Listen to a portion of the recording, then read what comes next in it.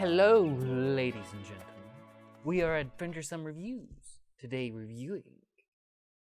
I was gonna say hello too before you leapt off the bridge into the next segment. I saw the crushing despair in your eyes. I knew it and I reveled. I am unutterably destroyed by my inability to do so. Don't worry, you'll recover. Anyway, the book is Darkness Forged by Matt Larkin. Tales from the Ragnarok era. Boo. Crashes and Thor. It's a modern day retelling of a Norse. I think it's Norse. I don't think it's a retelling unless It says so in the synopsis. Yes, it's a modern day retelling of a Norse myth or legend. So horribly exciting. Horribly exciting. If only because of the Norse culture. Yeah. Anyway, the synopsis says, "Vengeance is wrought, darkness is forged. The greatest crafts on Midgard come from the Dvergar realm of Nidavellir." I like that name. Every time It's a pain to pronounce, though. No, the Nidavellir is the name I like. I just know. like the way the name sounds. I do too. It's a bit of a problem to pronounce, as I've already stated, though. Volund, a gifted smith, once apprenticed to the Dvergar, escaped their dark realm to find solace in the arms of a Valkyrie. 9 years of her spite, and then she was gone. What would you do to reclaim the light? But Volund's reputation precedes him, and a cruel king knows the weapons Volund forges can win his wars. Imprisoned in the king's forge, Volund's only hope is to escape and find his wife. If he can't, more than the forge's darkness will overtake him. Spooky. You will love this grim fantasy in Ragnarok's era because it retells the dark Norse legend of Volund. See? It is a retelling. I refuse to admit my error. I can never be wrong. If I were wrong, the world would crack and splinter. Okay. All that said, and typical nonsenses aside, this book had a great start. I don't know, you obviously may or may not agree, it's just the first chapter put me immediately into story and the setting and immediately invested me in the narrative. And I don't actually remember the first chapter. They're out hunting, they're talking about wolves, you're talking they about come the home, mist. and their wives are gone. Okay, And all you have is the 3 wings, and it's like a page and a half, but you already understand that these are solid relationships, more or less. And so the book actually starts out with them going, kind of hurrying home after a hunt, and they have to hurry home because with night comes these dangerous mists that will drive men to madness, which is already a pretty interesting setting, right? Yes. And so then they get home, and the hearth is dark, right? And around the hearth is the 3 rings of their wives slowly cooling. And the wives are gone, and the wives are, Valkyries, which are, depending on how informed you are regarding Norse myths, basically servants of the gods. They bring noble warriors to the heaven. After they die in battle. Yes. And for me, it was a really solid beginning. And I really enjoyed it. I was immediately invested in the story and wanting them to find their wives. Because it's 3 brothers, half-brothers, princes, and they all have their different strengths and stories, like individual stories. Yes. And the Norse elements of this were really well implemented. From the naming of things to... He did his research quite thoroughly. Yeah, and for some people, he doesn't explain a whole lot of what the Norse words mean. I didn't actually have any trouble understanding what they mean. Some people may. There is a bevy of Norse terms, and it is a bit of a learning curve. Like I said, I didn't struggle to learn it, and it's going to be harder for other people than us, because, I have experienced or delved into Norse culture ever so slightly. I knew none of the terms going in. The most I knew is that Norse has implementations or interpretations of elves and interpretations of dwarves, and That was basically the gist of it. It's been forever since I read proper Norse mythology. Well, I read the Rick Riordan books, and then you have the whole Marvel Thor movies, which are, of course, just absolute the golden standard for Norse-related authenticity. Just totally. They're more authentic than Norse mythology itself. I'm not sure I would go that far. But, again, the names, while they didn't add a learning curve, did so much to bring the aesthetic and the feel. Immersion. The book does fantastically with immersion. But it goes just beyond the names. It's the mythemic stuff go crazy. It's the exploration of what the Dvergar are. The Dvergar. I had a way I liked to pronounce it when I was reading it, and then you pronounced it differently, so I completely lost it. Whatever, it's just... And just the various races, how they fit and felt into the story, and how they interacted with the humans, and it was with the concept, the way that the author used the smaller clans as opposed to great, like, imperialistic kingdoms, even though they were kingdoms, per se, but it was kingdoms on a much smaller, more clan-like scale, and it was the wooden palaces, and as well as the stone palaces, but it was just, every step of the way felt like the setting. It was wonderful to just read. Yeah. Very enjoyable. Another thing I really enjoyed was smithing. Yes. Voland is a smith. He's trained by the Dvergar, which means he has magic, and that's how he uses his magic. He creates these incredible weapons with spells and occasionally little bits of blood. That's going a little bit far. He is... No, he has the ability to craft these fantastic weapons of myth and legend. However, his bread and butter is simply exceedingly well-crafted weapons without magic. Yeah, but it was still just... The author does a great job of giving Voland the fantasy of the smith and really delivering on the power and what's cool about that archetype. Without going like too far over the head where he, flips a sword and destroys half a mountain or anything. You have this scene.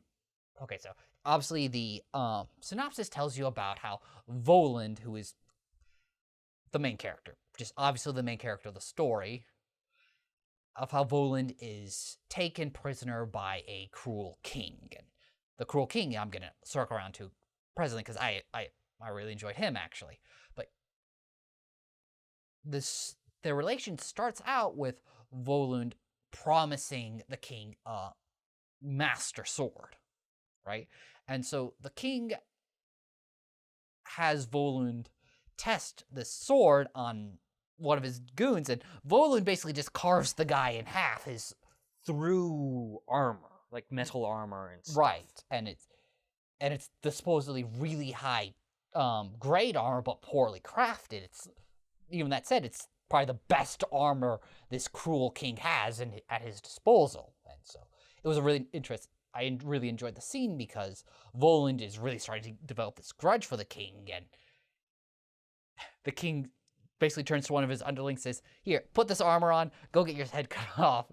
If you survive, great. If you don't, Voland here will be heralded as the master smith of the region," and it was a really enjoyable scene. Yeah.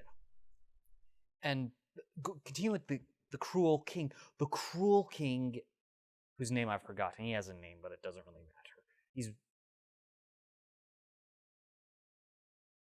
He cheats and compels and coerces, and it's not just a little bit of coercion here or there. He actively cheats and feels unfair in his abuse of Voland throughout their interactions, and it's just, he is a really well... He's a powerful villain. Executed antagonist. And it's really cool because when Voland first steps into this the hall of the cruel king, and he sees the man on the throne, and the man is ancient, like, on the cusp of crumbling away. And Volan's initial reaction is, this is a weak man who maintains loyalty through gold, right? But as the relationship and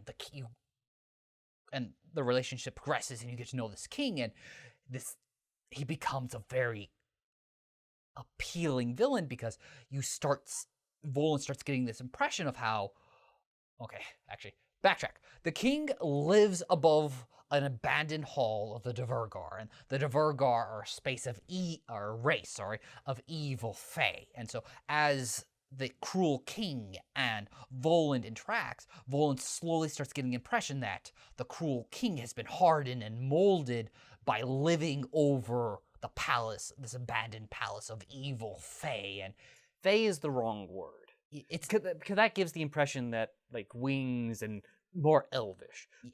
The Duvergar are more the root of common current fantastical dwarves, but they're Norse. So what they are is they're spirits from one of the different 9 realms that have transported over into Midgard, the human realm, but they cannot abide the sunlight, and Midgard was not built to sustain them, so they need human hosts, for their spirits to inhabit, and through that inhabitation of the physical bodies, their spirits, which are dark and twisted, twist the human bodies, and that's how they become short and dwarf-like. Which just goes to show, this goes to show the depth and how immersive the book is, that you have that level of mythology added, but it was really well introduced, so it was interesting and cool to read the origin of the Duvergar, and it works really well because you're introduced to the Duvergar through Volan's history, right? He has these not flashbacks, but it's these flashback scenes where you learn how he was trained to become a smith, and via this absolutely brutal training, you learn of how dark and twisted the Duvergar are. And the Duvergar are not, they're not even moral or honorable people either. Yeah. And just jumping back to the king again really quickly, one of the reasons he is so good is that through his interactions, you as the reader develop the grudge, the personal detestation for how he behaves and how he maneuvers, because you are there and you want Volan to succeed, as the king actively opposes that, and it becomes a personal grudge, and you understand Volan's logic and behavior as the grudge deepens. It's like the relationship was... The book is centered around 3 brothers, but Volan's story is the primary one, and it's significantly the better of all 3. It's not the best of all 3, but significantly the better is the wrong way. Because I enjoyed the other brothers. The hunter in particular, I enjoyed second. We're going to get to them eventually. All right. The other 2 stories are good. The centerpiece of the book was Volan's storyline. And so what I was trying to work my way around to proclaiming to y'all is that Volan, because of his power as a smith, is deemed a competent individual in my mind, right? And so what made the cruel king, a really enjoyable antagonist is that he outmaneuvered Volan continuously, though it's less outmaneuvered and more of reneged on his deals, and constantly put Volan in a situation he could not escape from. So the cruel king was always in control, which is part of the reason why he came across as such a decent villain. And so part of Volan's story is he slowly starts tearing this cruel king's dynasty down from inside, and very subtle, and he has to be so clever about it, and it was just really enjoyable. All right, so now on to the other 2 brothers. Do you happen to remember their names? No, I do not. They weren't mentioned in the I remembered synopsis. Volan's name is because it was in the synopsis. I know, it sucks. So, Voland has two other brothers. They're also married to Valkyries because story reasons. There's a really good reason for that in the story, but we don't want to tell you everything. Regardless, one brother is the master swordsman and effectively proves that through the course of the story, fighting wizards and mages with just a plain old blade. And you have another brother who is a huntsman. He's a forester. He tracks and uses the bow. And both of these were well-delivered, quote-unquote, fantasies. Yes. They had their individual stories. They had individual relationships with their wives. And while they were secondary to some extent to Voland, much less so than the synopsis implies. Yes. It's more like 55%, and then the other two brothers share 45%. No, more. That was like the wrong mathematics. More of like 40% versus a pair of 30%. Yeah. Because that makes 100%. It just doesn't. Oh. Exactly. I had to make sure I actually got the math right. You're so smart. I'm so smart. Anywho's. I enjoyed the brothers. They did not have as much depth to their individual stories as Voland's did, but they still had... The stories themselves are still interesting, and the trials they had to go through were distinct. All three brothers have different stories, and they're different stories. They have to face different trials, and they reach different conclusions. And I think that was the one part about the story that kind of I didn't particularly like. The conclusion for the book is very fitting for Norse mythology. Yes. But especially the two brothers, I did not particularly care for how Voland's story ended. Despite it being appropriate for Norse mythology, I didn't like it. It was a good ending, just not the ending you wanted. Because that was his narrative. That's how the narrative was ended. That's how... I understand that, and I guess there's some of that to it. Yeah, I didn't... While, again, appropriate, well-structured, well-built up to ending, it's just not an ending I liked. And part of it is I really enjoyed how the other two brothers ended, and those weren't, quote-unquote, perfect candy cane endings either, but again, I enjoyed how those ended, etc.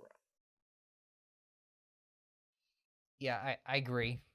I was a little disappointed in Voland's story, and actually, a bit of a detour. Still dealing with the story X's.